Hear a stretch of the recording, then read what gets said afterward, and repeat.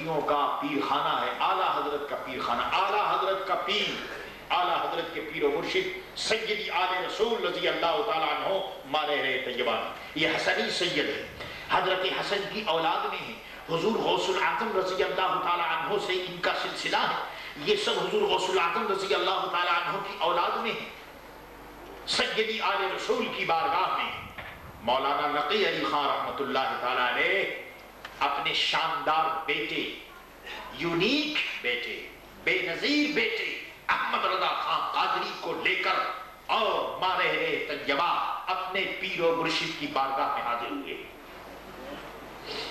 آج دنیا کہتی ہے فلاں آدمی جو ہے وہ بہت بڑا ایجوکیٹڈ ہے۔ میرے دوستو، ایجوکیٹڈ ہونا، جی ریسپیکٹڈ ہونا، یہ تو سب کچھ ہے، دنیا میں سب کچھ ملا کرتا ہے۔ دیکھنا یہ ہے کہ نسبت کا کانٹیکٹ کس کو کس سے۔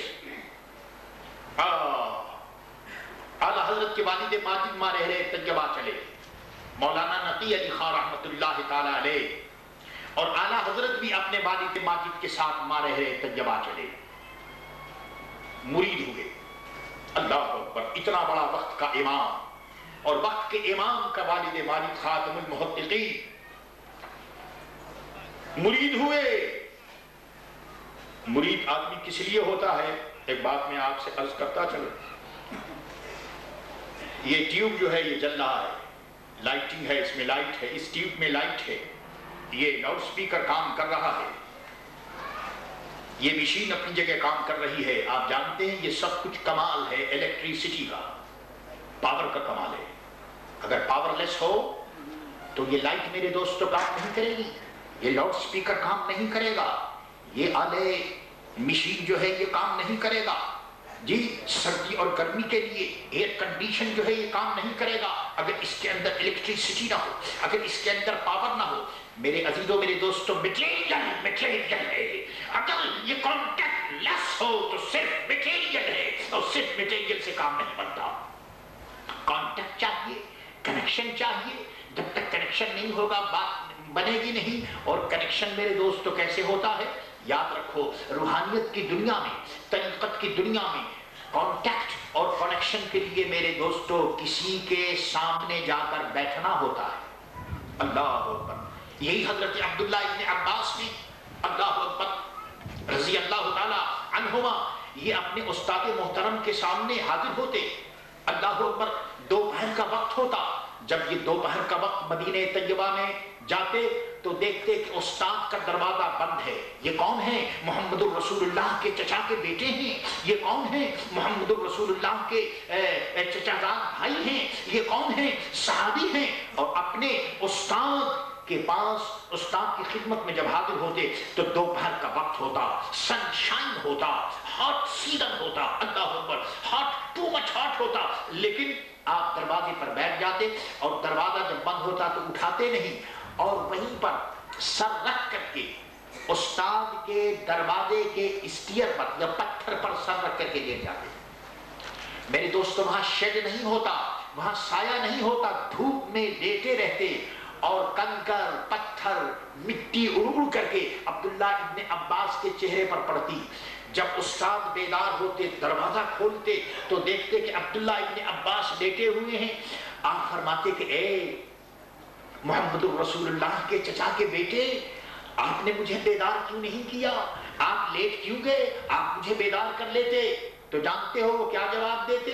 وہ کہتے کہ حضور، آپ میرے استاد ہیں، آپ آرام کر رہے تھے، میرے لیے یہاں انتظار کرنا بہتر تھا، میرے لیے آپ کے انتظار میں لیٹ جانا بہتر تھا، لیکن میں نہیں چاہتا تھا کہ میں ادب کے دامن کو چھوڑ دوں، میں نہیں چاہتا تھا کہ ریسپیکٹ کے دامن کو چھوڑ دوں۔ اگر میں آپ کو بیدار کرتا، اگر میں آپ کو اٹھاتا تو یہ بات اچھی نہ ہوتی، اس لیے میں نے انتظار کیا۔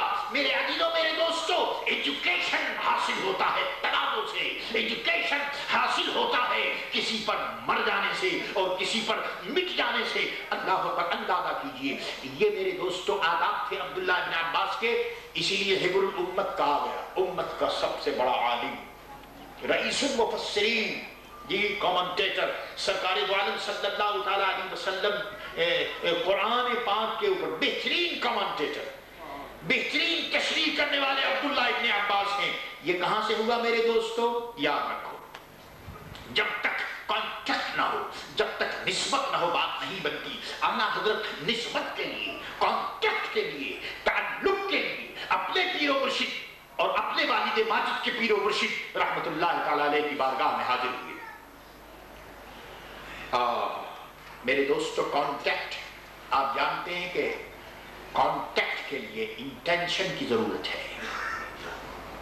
انٹینشن ہوگا جبھی تو کانٹیکٹ ہوگا، اور کانٹیکٹ کے لیے انٹینشن کی ضرورت ہے. انٹینشن کے لیے لو کی ضرورت ہے، لو اینڈ ریسپیکٹ. اور لو اینڈ ریسپیکٹ کے لیے ضرورت ہے کہ سنسیریٹی ہو. اگر آدمی سنسیئر نہیں ہوگا تو یہ محبت وغیرہ کچھ نہیں ہے. سنسیریٹی میرے دوستو انسان کو لو دیتی ہے، اور لو انسان کو انٹینشن دیتا ہے، اور انٹینشن انسان کو کانٹیکٹ دیتا ہے. تو یہ ساری باتیں جب ہوں تو آدمی پھر کانٹیکٹ کسی سے کرتا ہے. اعلیٰ حضرت امام اہل سنت اپنے والد ماجد رحمت اللہ تعالی علیہ کے ساتھ مرید ہونے کے لیے، مرید ہونا، میں فلاں کا مرید ہوں، کیا مطلب؟ جی میں نے فلاں سے بیعت کی ہے. بیعت کے معنی ہے sold. This man is already sold. میں بیعت ہوں، کیا مطلب؟ کہ میں بک گیا ہوں، فلاں نے مجھے خرید لیا ہے. اب آپ بتائیے، ہم میں سے سارے ہی لوگ مرید ہیں. دیکھیے سارے ہی لوگ، میں بھی مرید، آپ لوگ سبھی مرید ہیں. لیکن کیا ہمارا انٹینشن ہے اللہ کو بک جانا، سولڈ ہونا، سیل ہونا، سولڈ؟ بس اب حضور آپ کے ہاتھ میں جو چاہے آپ کر لیں. اللہ اکبر. اعلیٰ حضرت اپنے پیر و مرشد کی بارگاہ میں حاضر ہوئے، ہاتھ پہ ہاتھ رکھا، اور پھر منو دست دامان آل رسول، منو دست دامان آل رسول، اگر دعوت امرد کنی ور قبول. حضور بس میں آپ کے دامن کو میں تھام لیا. پھر جانتے ہو کیا ہوا میرے دوستو؟ اگر مرید پیر کو، اگر ایسا مرید مل جائے تو پھر پیر کی کیا شان ہوتی ہے، اور پھر مرید کا کیا عالم ہوتا ہے. سیدی آل رسول نے فرمایا کہ احمد رضا کو میں نے اپنا مرید بھی کیا، اور میں اس کو اپنا خلیفہ بھی بناتا ہوں، خلافت بھی میں دیتا ہوں. اعلیٰ حضرت کی چھوٹی سی عمر، اور ان کے والد ماجد بھی ساتھ ہیں. اعلیٰ حضرت کہ پیر و مرشد کی خانقاہ میں جو دوسرے مرید اور جو خلیفہ تھے، ان لوگوں نے کہا کہ حضرت آپ کے یہاں تو ایکسرسائز کرنا پڑتا ہے، آپ کے یہاں سیکریفائز کرنا پڑتا ہے. 10-10 20-20 سال کے بعد لوگوں کو خلافت ملتی ہے، تو یہ لڑکا ابھی آیا، ابھی مرید ہو گیا، اور ابھی آپ نے خلافت دے دی. تو فرمایا کہ اے لوگو، تم احمد رضا کو نہیں جانتے، میں جانتا ہوں احمد رضا کون ہے. فرمایا کہ احمد رضا کے اندر ساری کیپیسٹی موجود تھی.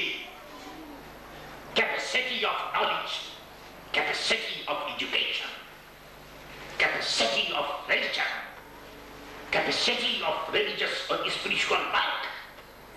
ساری کیپیسٹی احمد رضا کے اندر موجود تھی. کانٹیکٹ کی ضرورت تھی، وہ کانٹیکٹ ہو گیا. اس کے بعد میں نے خلافت دی.